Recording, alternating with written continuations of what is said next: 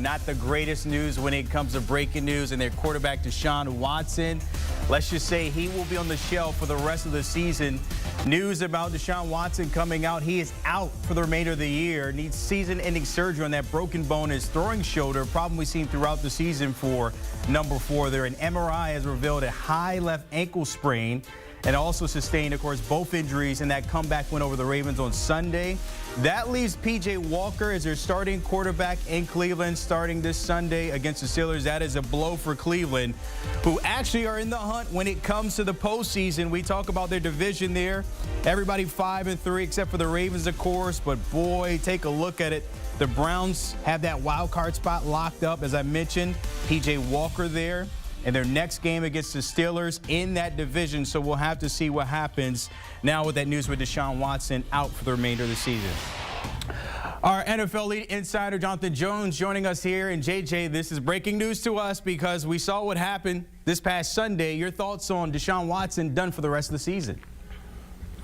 So, you know, Brandon, it's interesting. I haven't had the time to go back and look at the hit, but I remember watching that game and seeing a hit that was very similar to the one that disturbed and disrupted him earlier in the year, and I said, that didn't look like that was very good. And so apparently here is what happened. We know at the end of the first half he suffered an ankle injury, and they taped him up. He had an MRI on Monday. That MRI actually revealed a high ankle sprain. After the game, he said, "I'm fine, I'm good." Folks thought, okay, he's going to be good, he's going to play. But then he talked about that discomfort in that right shoulder, that shoulder blade area, what had been causing him so much trouble really since, I think, week 3 or 4 of the season. And so they did some further examination. They found a fracture there. And so ultimately, in order to not make this any worse for the betterment of his entire career, they opted to go with the season-ending surgery over attempting to play through it and risking further damage. So Deshaun Watson done for the season with that shoulder injury. A new injury to the same shoulder and same sort of injury just continued to get worse, and now done for the season. JJ, I know this is fresh and this is kind of coming out today, but before that, you know, a lot of people were questioning all that money, of course, allocated to Deshaun Watson, and now these 2 injuries and season ending here. What are you hearing the rumblings, you know, more about people in this contract and Deshaun Watson and the future when it comes to him there staying healthy at least? Well, it's been unfortunate, right? I mean, this is the throwing shoulder. He is a quarterback, so there's really no getting around, excuse me, the difficulty that he has been experiencing with that shoulder. I mean, look, I had been told more than a month ago it was an injury that if he played another position on the field, it wouldn't impact him as much. He would be able to go out there and continue to play, but because of where it was located, because of the functions necessary to perform his job duties, that's what prevented him from being out on the field for those few games and what limited him in practice and, frankly, even in those games as well. So that was number one. You hope that it doesn't risk further injury, but obviously there was further injury with this fracture, and so now one could imagine that even if Deshaun Watson wanted to play through it, that another hit, that would be what, the 4th at this point? First the hit that caused it, second the hit that took him out of the game, third the hit in this past game against the Ravens, then a 4th hit could potentially really damage him well beyond any sort of surgery that could fix him up for the 2024 season. So that was the calculus that was made, of course, by the Cleveland Browns, by doctors both with the Browns and outside, and of course Deshaun Watson.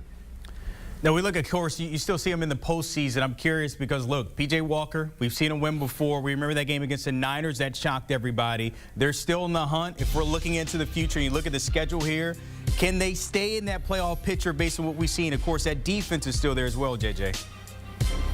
Yeah, it's going to be hard, right? I mean, right now they're the 6th seed in the AFC. Houston's the 7. Cincinnati is the 8.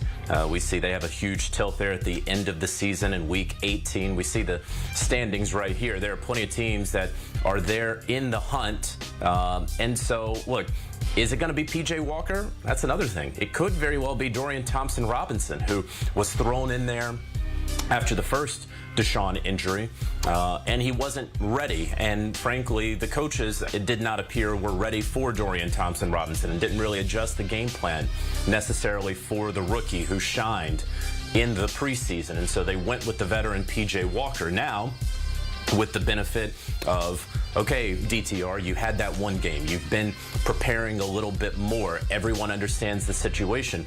Could they hand the reins over to the rookie moving forward? I think that's a big question that this Cleveland Browns team has to determine right now. But it's going to be tough sledding for them moving forward, just because they are in the most difficult division in all of the NFL, the AFC North, because there are plenty of teams that are nipping at their heels. If you say, okay, the Browns weren't going to win the AFC North anyway, they were always competing for a wild card spot. Well, they're competing with their other two teams there in the division. They would be competing with the Houston Texans. I know things look bad for the Buffalo Bills right now. They're a game and a half outside of a wild card spot. Could the Chargers finally put something together? They're going to be in the mix with a lot of teams right there. And frankly, no matter if they start the rookie DTR or P.J. Walker, I think reasonably speaking, you would say that the Browns are led by the least talented or the worst, whatever sort of way you want to phrase it, quarterback among the teams that are either in there or in the hunt.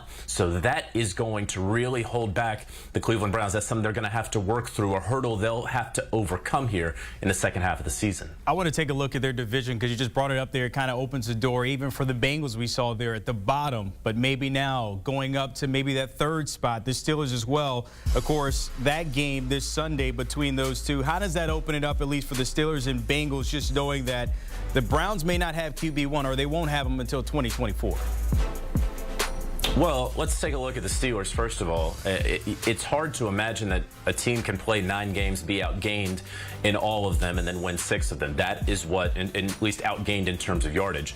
That's what we have with the Pittsburgh Steelers. A lot of people would anticipate or expect regression from that team. It's really hard to keep that up. But could it be kept up? Sure. I mean, look, the Minnesota Vikings last year won 11 games by 1 score.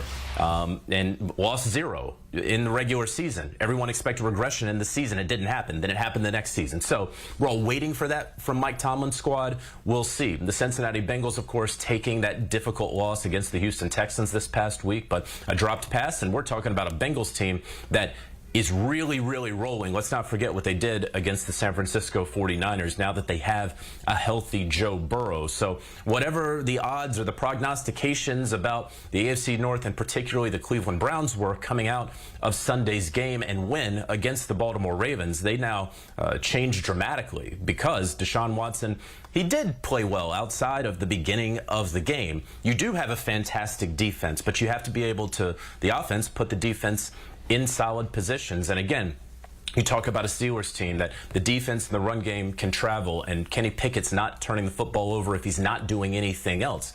Joe Burrow is playing at an MVP level. He may not win it, but he's playing at an MVP level right now. So there should be a lot of concern for the Cleveland Browns moving forward and their sort of hopes for getting back in the playoffs. He is Jonathan Jones, of course, joining us on that breaking news. Deshaun Watson out for the remainder of the season. Appreciate it as always, JJ.